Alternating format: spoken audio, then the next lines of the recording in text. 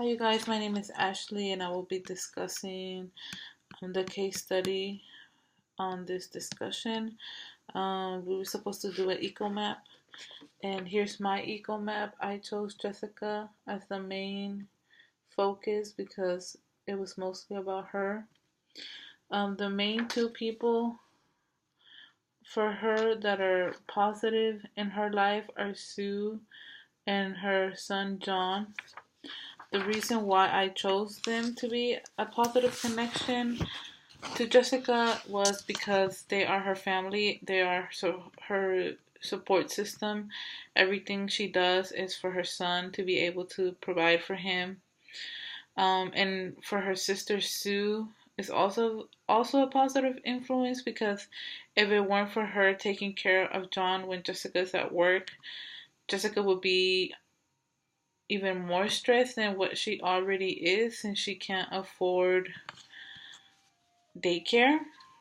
Um, Also, for her negative, stressful, I think it was her job, her finances, and her transportation.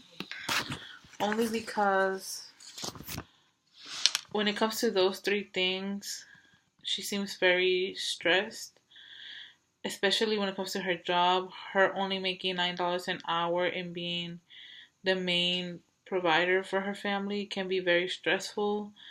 And plus, based on the case study, she's no longer receiving TANF, which was some extra help for her.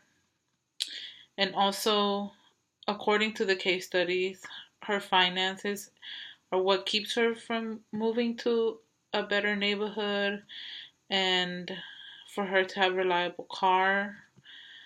Also, not being able to afford daycare for her son because she can't find a better job due to her only having a high school diploma.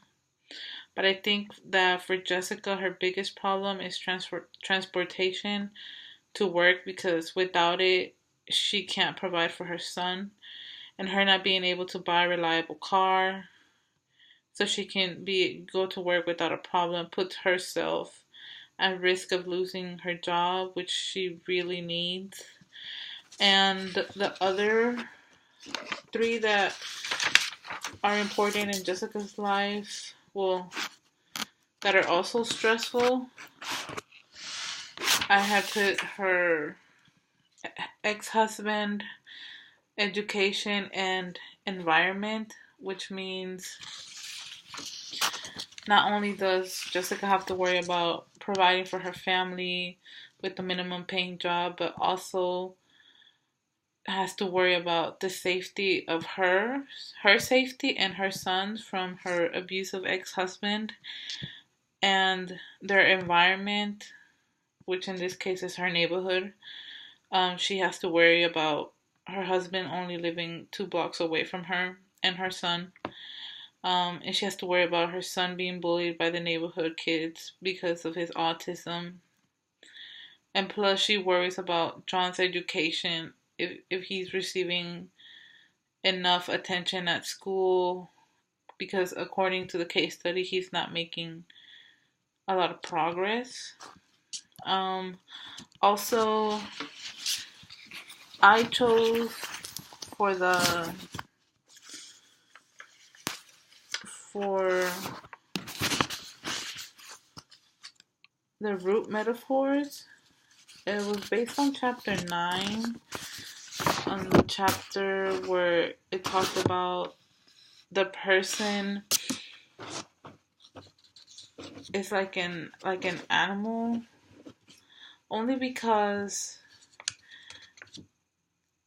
it learns to respond to the environmental cues.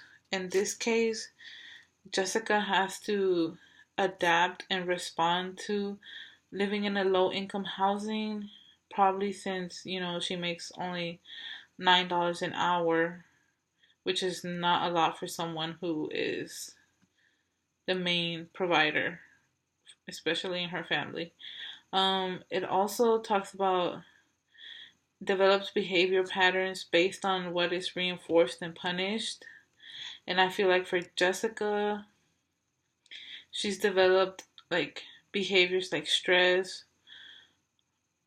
on her being reinforced by her family, to provide for them. It also talked about freedom and self control are relevant concepts, and I feel like for her they are, because it doesn't seem like Jessica has time for freedom to enjoy herself. She's always constantly being worried about, her job, her child, her safety. There's no room for freedom, for her to enjoy time with her son since she's always working. Um, yeah, that's what I have to say about this case study. Thank you guys for listening to me.